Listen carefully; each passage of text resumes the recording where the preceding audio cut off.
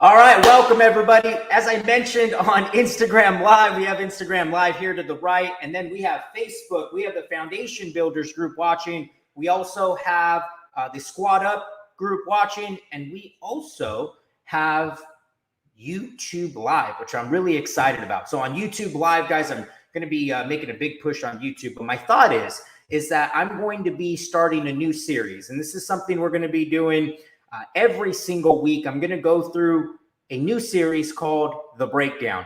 And what The Breakdown is I'm in essence going to grab our most recent flip. I'll even throw in some wholetails. I'll even throw in some wholesale so you can see exactly where we got the deal. You can see exactly how much money was put into the deal. You can see how much money we earned from the deal. But most importantly for you guys, well, you guys are going to really see where we got the deal from. What was the source, right? Everybody always asks, hey, where did that flip come from? Where did that wholesale come from? So what we're going to do is we're going to go through the sources on where we got these deals. And I'm going to go through some real tangible, fundamental things that you can do in your business to go find the same thing, right? Again, you guys, if you are on Facebook or YouTube, you guys want to join in on the call, I would love for you to join. I can actually send you a link. What you do have to do, though, is you need to message me on Facebook. So if you guys are on Facebook, message me your name and your email on Facebook. And what I'll do is I'll send you the links. You guys can jump on the call with me and or ask questions. So if you guys have any questions at all, please put them in the chat. I'm going to do the best I can. Can't post comments to some directions. Okay. I'm going to do the best I can to, let's see. Please leave questions. All right, awesome. So I am hoping that that got synced to all of the other Facebook groups. All right, cool. Let's see, where are we? Sorry guys, my first time using the StreamYard, where I have multiple screens going on. So give me 1 second. I just want to make sure that I am posted in certain Facebook groups, and then we are going to get right into. All right, yeah, I am. All right, perfect. So let's get right into the deal, right? The reason why we're all here, let's get right into the breakdown, the deal breakdown. And what we're going to go through today, guys, this is a property that we actually had in the city of Grand Terrace. So I'm going to flip this over and Instagram.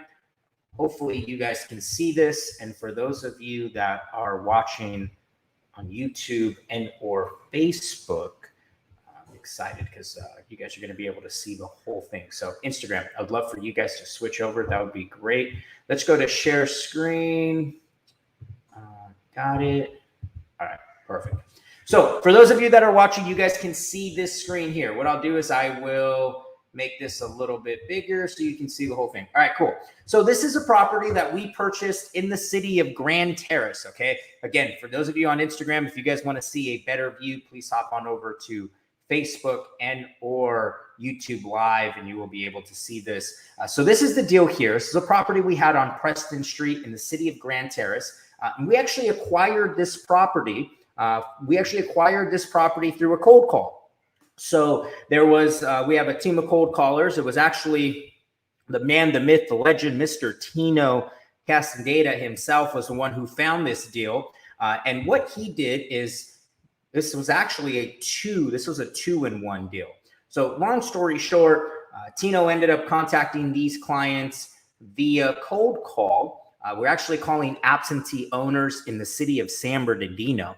He was calling absentee owners in the city of San Bernardino, and we bought their first property on the street Virginia in San Bernardino. So he got the deal under contract. It was the first house we bought from them. We made it super easy, right? We came in, we paid cash. There was no contingencies. It was super easy for them.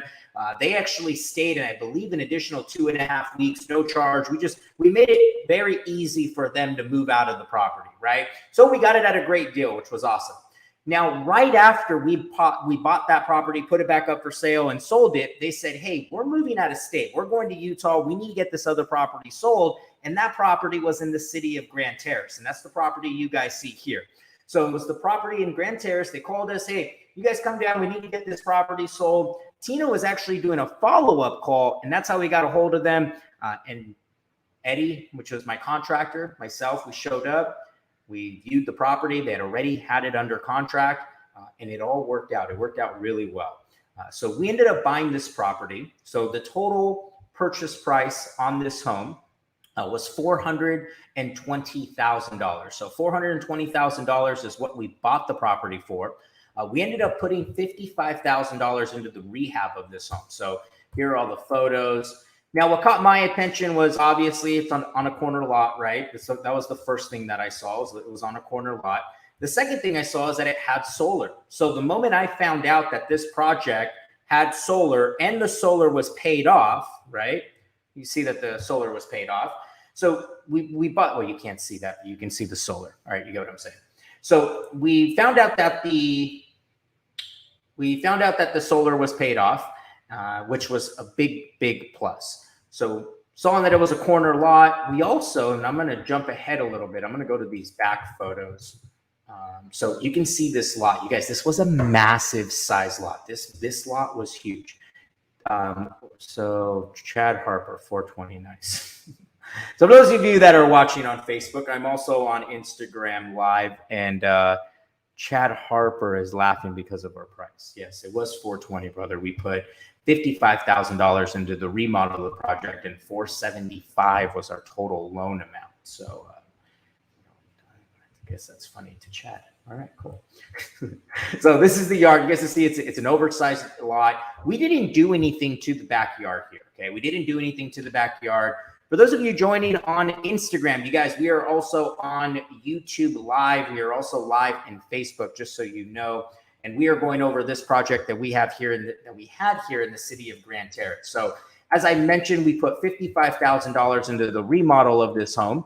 Came out very, very nice. Now, I actually want to share something. It's actually a little bit of a spooky story. So it was about a week before about a week before we finished rehab. We were there cleaning. Well, we weren't there, but the workers were there cleaning. And it was interesting because and I should have got the photo and put this up, but I just thought about it right now. So Eddie calls me and he's like, "Hey, did you go to," Eddie being my construction partner, the partner in the deal, he works the construction side. So he calls me and goes, "Hey, did you go to Grand Terrace?" And I'm like, "No, I didn't go to Grand Terrace. What are you talking about? Why would I go to Grand Terrace?" You didn't go into Grand Terrace. You didn't walk inside. You weren't there. "No, dude, I wasn't at Grand Terrace. Grand Terrace is an hour and a half from our office." "No, I'm not. I haven't been there." "Why?" Real quiet, right? And for Eddie to get quiet, I know that there's something going on. So Eddie got quiet. And then Eddie goes, "There are footprints on the ceiling." I said, "Excuse me?" He said, "There are footprints on the ceiling." I said, "What do you mean?" He goes, "Dude, let me send you a picture." So the construction workers are there. They're freaked out. They think Eddie did it. They think that Eddie brought his little boys to walk on the ceiling. Long story short, there was footprints, little baby footprints all over the ceiling of this house. You guys, it was weird. It was super weird. He sends me a picture and a video of all of the workers freaking out. The workers, mind you, they get there. They're like, "What is this?" They thought Eddie's playing a trick on him. Eddie thinks I'm playing a trick on them, and I'm not. I haven't been to the property at all. I'm like, "What are you guys talking about?" You guys, it was like some weird Sixth Sense. I don't know. I got like the chills thinking about it. But there were baby footprints on the ceiling. So here, look it. Let me flip this camera around and let me go back to that stream. Okay. So right here, the ceiling right here on the top, right here. That's right. Look at right there. That's where the footprints were at. It's crazy. So whoever bought that house,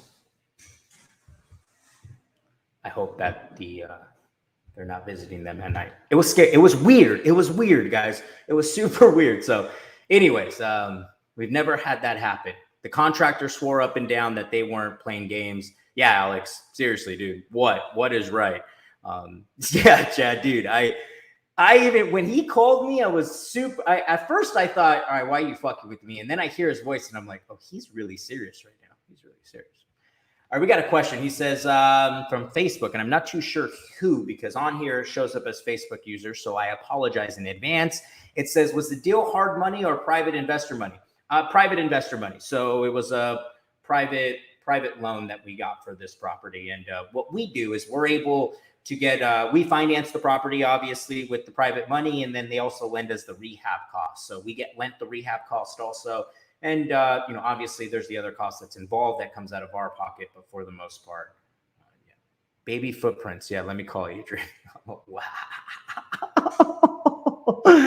That was good, Chad. That was good. No, not a construction loan, just a regular private money. That's where we borrowed the full purchase price and the rehab. All right, so back to numbers, right?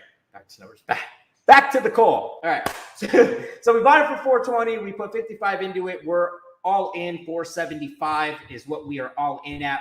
Now, mind you, keep in mind, we did have this project for a long period of time. We actually had this project for close to 200 days. Reason being is because it's the city of Grand Terrace. Little that we knew, we bought the house, and 1, 2, 3 streets over was City Hall. So we got shut down really quick. They were there at the property the day we started the demo. They required us to pull permits for absolutely everything. So we had to go through planning. We had to get everything done. So that was the reason for the long hold time. Now, for those of you that are going to be buying your own deal, for those of you that are already buying your deal, that are thinking about it, I want you guys to really remember the fact that when we go to buy a deal, a lot of us look at how much time it's going to take, and we stick to that time. Our contractor will tell you 30 days, and in your mind, you're like, perfect. I'm going to get in and out of this. I'm going to get all my money back in 30 days. That's not the case. More than likely, this deal is going to run a little bit longer than you first anticipated. More than likely, something is going to happen, because it always happens on every deal, and it's going to set you back a few days. And I want you to remember that time kills all deals. Time also eats all profit. Time eats all profit in a flip, and time kills all deals. If time kills all deals, right? If time kills all deals and time kills all profit, the longer we keep a deal under contract, under our hard money, the more holding costs, the more points we have to pay, therefore taking away from our overall net profit. I really didn't understand this when I was first flipping. I'm like, oh yeah, we need an additional month. No big deal. No, every single day counts. Every single day counts. So one of the mistakes I made as a new flipper when I was first getting started 5 years ago is that I took advantage of the time, only to realize I left a lot of freaking money on the table. So, okay.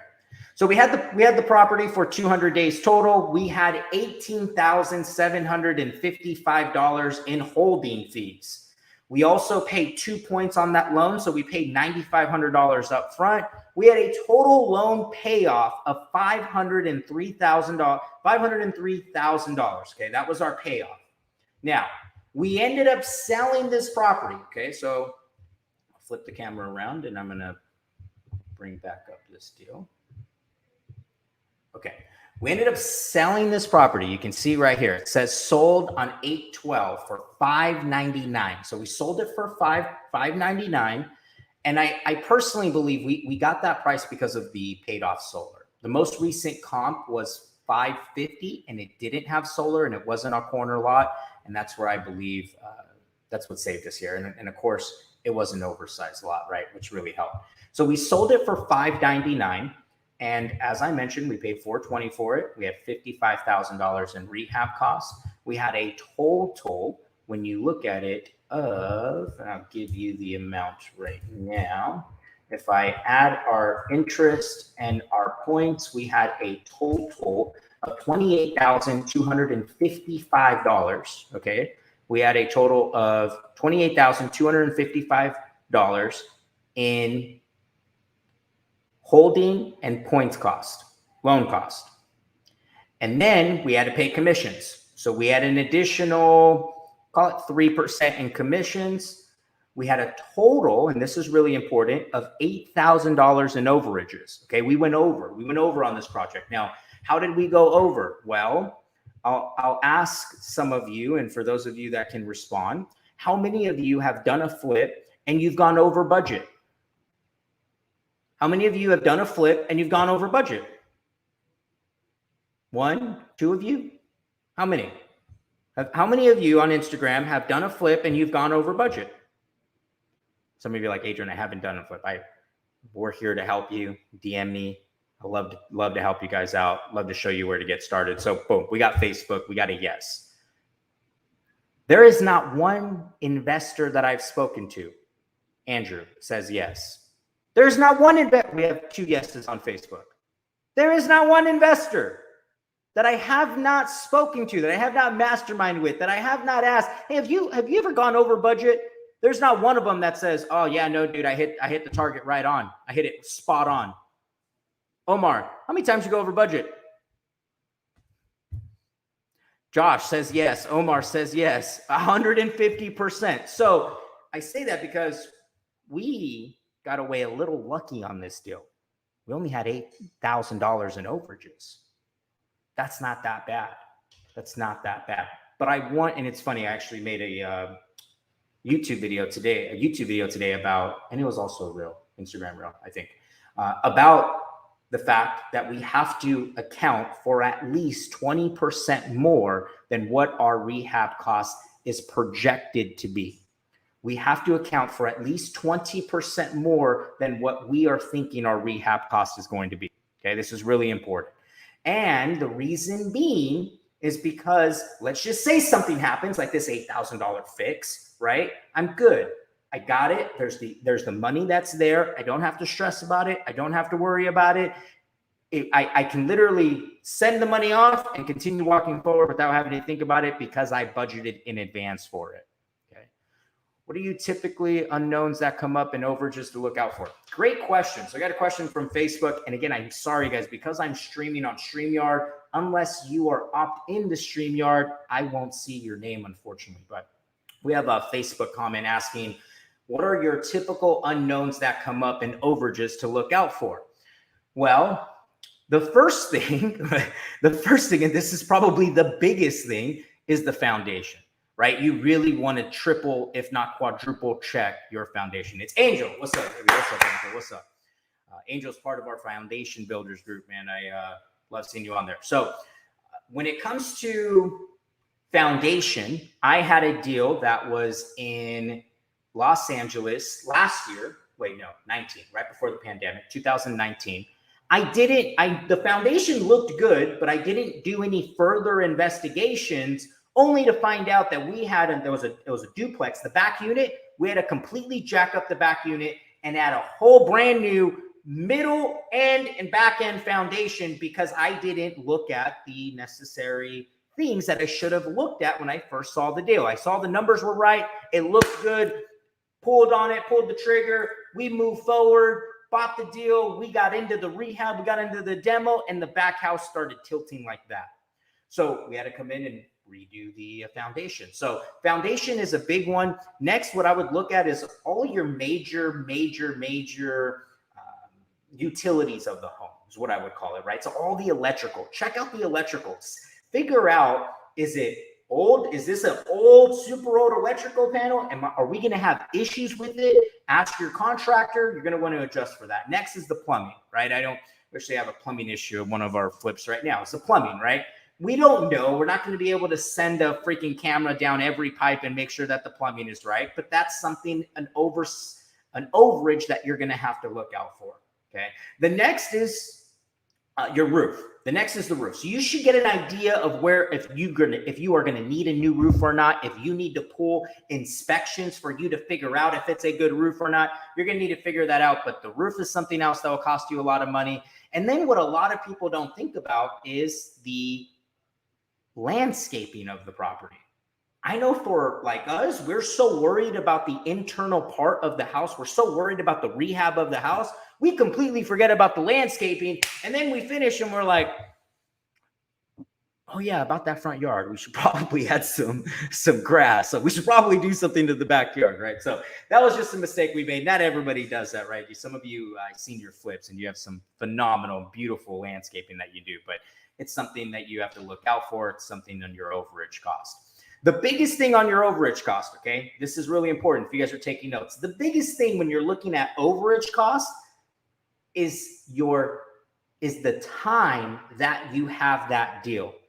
In essence, the lending fees that come with the time that you have that deal.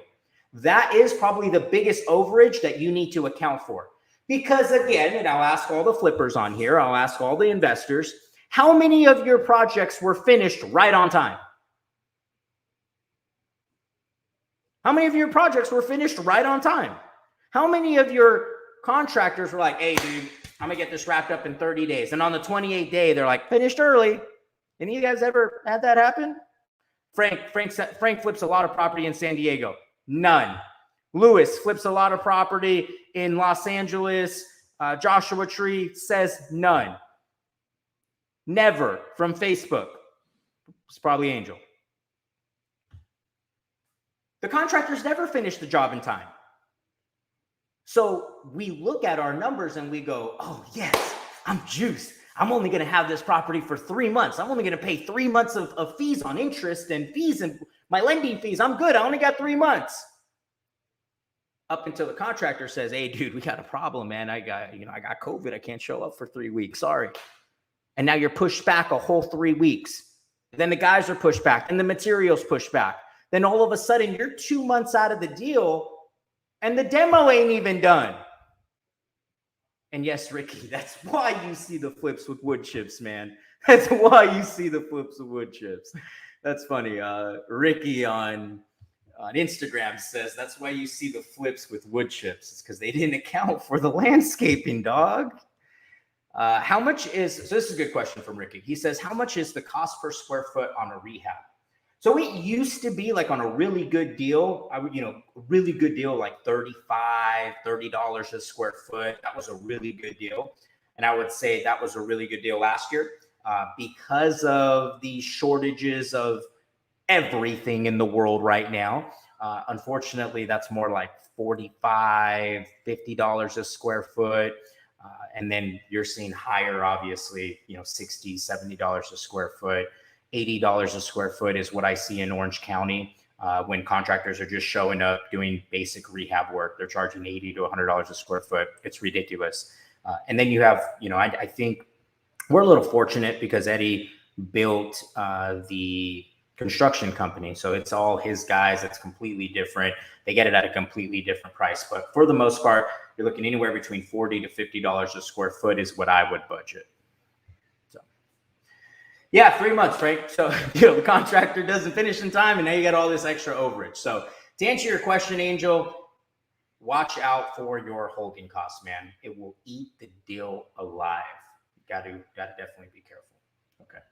All right, so back to the numbers. Okay, so we bought the deal for $420. We have $28,255 in lending fees. We have our commissions, we have our overages, we have all these other numbers from utilities. That's another thing, guys. Make sure you account for your utilities.